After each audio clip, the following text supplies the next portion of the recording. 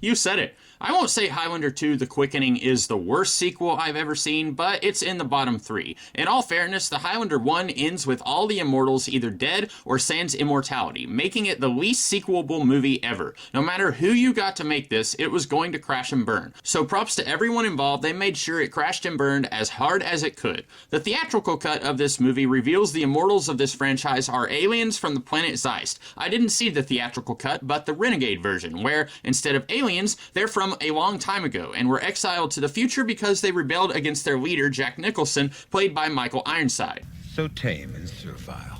Wonderful. Find McCloud and kill him. This sure doesn't look like Kansas, does it? I'd heard the Renegade version improves on the theatrical cut, but if this is an improvement, well, I don't have anything pithy to say. This is still remarkably awful. Whether the Immortals are time travelers or space travelers, it makes no sense. Immortals can't or won't fight on holy ground. If they're aliens, why? And if they're time travelers, why are they mortal in the distant past but immortal in their exile? You're mortal there, but you're immortal here until you kill all the guys from there who have come here, and then you're mortal here. Unless you go back there, or some more guys from there come here, in which case you become immortal here. Again. If you're punishing someone who rebelled against you, why are you giving them immortality? Why did Connor McCloud and Ramirez not know each other in the first movie, but here they were conspiring against their government and were exiled together? And don't give me any nonsense that they lost their memories when they were exiled, because all of Clan McCloud knew Connor for his entire life before the Kurgan jump-started his immortality in the first movie. Why is Katana in such a hurry to see Connor McCloud dead? If Lambert was the same age as Connor when portraying him, that means Connor McCloud would physically be 67 years old. Not Crypt Keeper old, but not a spring chicken. Definitely not young enough to pose a threat to Katana's evil plans. And I should mention, I have no idea what Katana is planning other than wanting Connor dead. But in the Renegade version, these priests said Connor could come back to them if he wants to. But since it's been 39 years since Connor won the prize, I doubt he plans on coming back. So why do you need to have him killed? Connor even points out how stupid this was, since Katana's actions resulted in Connor getting his immortality back, making it much harder for Connor to die. And if you needed him dead so badly, why'd you wait so long to do it? Whether they're from another planet or another time on Earth, they can see what's going on in Connor's time and place. But for some reason, Katana only now decides Connor needs to die. Why not 10 seconds after the first movie, or sometime in the previous 400 years? Apparently there were plans to reveal the Kurgan was working for Katana and was specifically sent to kill him. Okay, but that doesn't explain why Katana waits almost 40 years to make another attempt on Connor's life. And I still don't understand why Katana wants Connor dead, other than he's evil and he wants to do evil things. If I had my way, I would have made a prequel with a different character, work with the mythology the first movie established, and do whatever you want. World War II heist movie, and halfway through, our immortal realizes he's stealing from another immortal, the dirty rat who killed his wife 200 years ago. Hilarity ensues. But even if Kelly's Heroes but Oddball is Immortal sounds like the greatest movie ever, we all know what happens to your protagonist. All the immortals end up dead by 1985. It'd be depressing to see the adventures of other immortals you presumably would come to like when you know they're gonna die. Or, I don't know, maybe everyone would say it's awesome. Even though this is probably my most challenging fix I've ever done, I decided to give myself some creative constraints just to make it interesting. Number one, it has to be a sequel, and I have to work with the ending of the first movie. Number two, keep it in the dystopian future. Maybe it's the lack of brain cells after watching the film, but I like this setting. If anything, it keeps things different from the previous movie. And third, I have to bring back Ramirez somehow, because Christopher Lambert apparently wouldn't do the movie without Sean Connery. This isn't as much of an albatross hanging around my neck as you might think, even though Ramirez died roughly 480 years before the events of this movie. My favorite moments are when Connor and Ramirez are goofing off. When Lambert isn't sharing the screen with Connery, he seems miserable. And don't tell me it's a dystopia, of course he's miserable, because he sure seems to forget the dystopia when he's hanging out with his old teacher. Unfortunately, there's only about 2 of these scenes in the movie. Okay.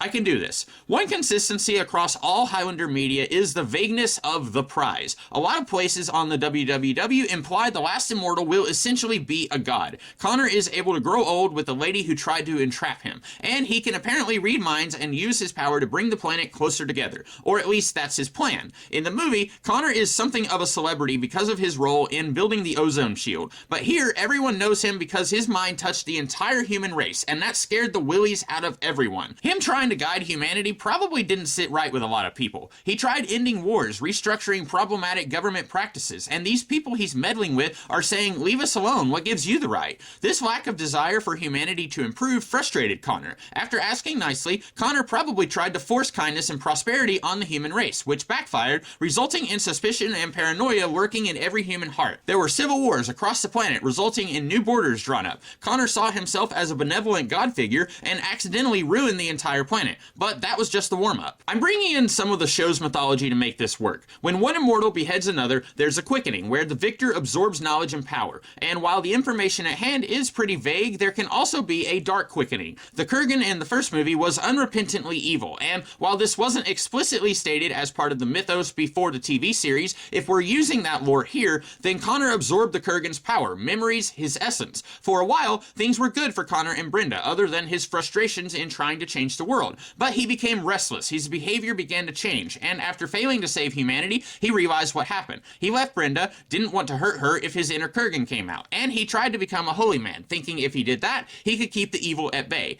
I'm borrowing some fan theories that suggest the prize would be different if another immortal won. If the Kurgan won, he might use his newfound telepathy to enslave all humanity for 1 billion years. We already know from conversations between Ramirez and Connor that Connor outliving his loved ones is a big deal for him, but the Kurgan probably wouldn't see mortality and settling down as a prize if we accept this fan theory. When the darkness overtakes Connor, he decides he misses the game. He reaches inside the mysterious rulebook the immortals were following and changes the rules. Now there are new immortals. Time for round 2. Is this sloppy? Maybe, but it's better than aliens or time travel. World is broken, new immortals are scattered across the planet. This brings us to Katana, or whatever we're calling him. Maybe Katana is a nickname he picked up because of his weapon of choice. I don't know. As per the mythos, you have to die before your immortality kicks in. Katana and his wife were in a car accident, which would have killed them both, but he got lucky and came back, while his wife did not. This parallels with Connor, who lost a wife in the first movie. But while Connor still mourns Heather, he grieved but moved on. But not Katana. While Connor isn't responsible for his wife's death, Katana is angry that he couldn't join her in the afterlife. In his old life, maybe Katana was a history professor or a museum curator, but now he basically sees himself as the Joker to Connor's Batman. If Connor wanted peace and stability, Connor's revenge will be to make sure that never happens, which was already pretty easy. Somewhere in the hellscape that was America, Katana has built a small empire with himself at its head. He couldn't care less about ruling, but having a kingdom means having an army, which makes it easier to wreck stuff. The only reason his city-state is so populous is because he's the toughest out of all the other warlords. Even though most people know he's evil, they figure he's more equipped to protect them than other leaders out there. The reason Connor hasn't put a stop to Katana's antics is because once he started up the game again, he lost his omniscience, so he doesn't know who Katana even is. We can also say he lost the Kurgan's influence when he restarted the game, though he's still down in the dumps. On top of that, Connor is crawling into a hole to hide from his failures, which isn't easy. As I said, Joe Schmo walking down the street recognizes him from his brief stint as God, and more importantly, various immortals are able to hone in and find him. Even in the first movie, Connor was able to sense when another immortal was present, but this is different. If another immortal is near, they can specifically tell it's Connor thanks to his mind touching theirs once upon a time.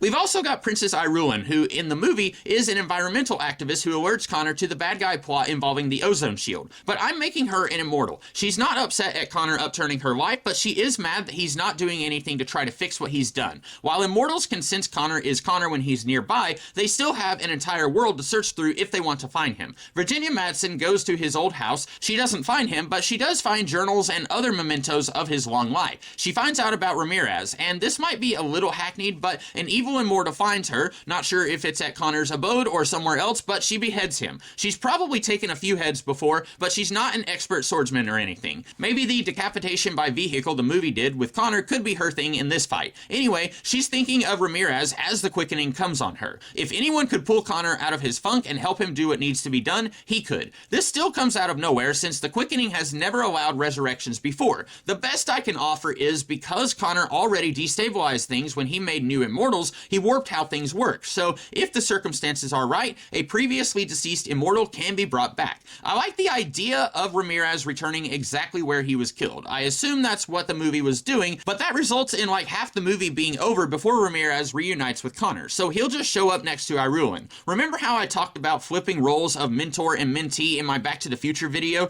We'll be doing something interesting here, as Ramirez is needed to remind Connor who he is and slap him around and tell him his job's not done. But Ramirez is a fish out of water, so it would be neat if he accidentally wanders into the street or doesn't know what a computer is, so Virginia Madsen or Connor have to show him the ropes of the 21st century. Irwin and Ramirez somehow find Connor. Ramirez guesses he would return to Scotland where Heather died. Connor agrees to help set things right as best he can, and they all decide the best way to begin is to stop Katana, who Irwin knows all about. You'll get some fun globetrotting. Connor begins to feel more like his old self, and along the way, we discover along with our characters what Katana is up to. Ideally, you would want to set up the big sci-fi device early in the movie, but I have no idea how you would do that. I wasn't crazy about the brief team up between Dr. Cox and Jack Nicholson because I have no idea what common goals they have that would require a team up. The ozone layer isn't completely destroyed, but it's gotten worse over the years, and this thing is supposed to slowly make repairs. But Katana wants to storm the facility and something reverse the polarity to destroy the ozone layer. Katana's got nothing to live for other than screwing with the guy who ruined his life, so I could see him doing this. We wouldn't have to do a romance. The movie kind of brute forced that. Hey, I'm Virginia Madsen. Cool, let's have sex. And no, I'm not exaggerating. But instead of a romance, it would be neat to see Connor mentoring Irwin. Ramirez might think he was brought back because Connor is a noob when it comes to being an immortal, but he'll see Connor's got the sword fighting and information on the magic of the world pretty much figured out. Ramirez was really just brought back to give a pep talk. This adds a little more weight if you decide to do Ramirez's heroic sacrifice, which I would be fine with, provided he's had plenty of scenes with Connor. When Connor says he can help, Ramirez shuts him down because Irwin still needs a teacher, while his own purpose has been fulfilled. While I've covered a lot of ground here, quite a bit of it would be done in flashbacks like the previous movie. You could end Act 1 with our trio ready to take the fight to Katana, whereas the movie, that scene was closer to the end of Act 2. Before Ramirez kicks the bucket, our trio could get separated in the ozone facility, and we could get a chance to see different fighting styles of each of them, which is something I don't think we got to see in any of the Highlander media I'm familiar with. Instead of our heroes mowing down bad guys, I think it would be neat if they don't take any casualties, at least among Katana's mortal followers. Most of these people just needed some semblance of society to help them survive, and Katana was their best option. But as Connor gets his confidence back, maybe they see in him the leader they wished Katana was. By the time our confrontation with Katana happens, he'll have lost most of his followers. Nothing fancy with the climax. Connor can kill Katana while Irwin is trying to undo the tech stuff on the ozone machine. At the end of the movie, Connor's got a kingdom he's inherited from Katana and a world he needs to fix. But like the ozone machine, it's a slow process and can't be done all at once. You like that? Irwin will be his right-hand woman, and any potential sequels could deal with the new status quo of post-apocalyptic Highlander. Not perfect, especially if you're wanting one cohesive Highlander timeline, but as far as improving this movie, I think it does the trick. What do you guys think? Let me know, and I'll be doing some other stuff in the future. In the meantime, have a great rest of the day. Catch you later.